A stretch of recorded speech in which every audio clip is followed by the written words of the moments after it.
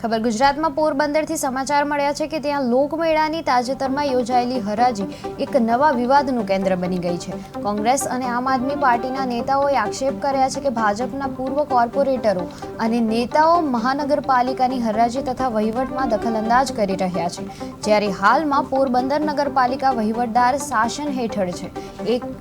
1 જાન્યુઆરી 2025થી મહાનગરપાલિકાનું ચૂંટાયેલું કાર્યકાળ પૂર્ણ થઈ ચૂક્યું છે।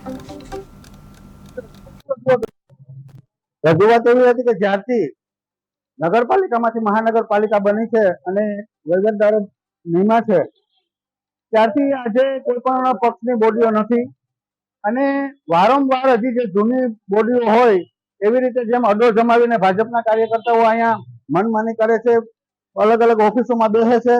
સવારથી ઉઠીને રાતના મોડે સુધી 9 વાગ્યા સુધી નગરપાલિકાની લાઈટો ચાલુ હોય અને ભાજપના કાર્યકર્તાઓ અહીંયા અડ્ડો જમાવીને બેઠા છે।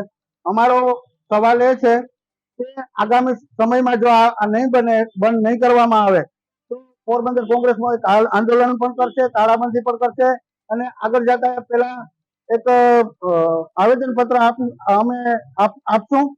આગળ પણ જો આ બંધ નહીં થયું તો પોરબંદર જિલ્લા કોંગ્રેસ એક મોટું આંદોલન કરશે। 100% તમારી વાત સાચી છે અને ખરેખર તો એક હરાજીમાં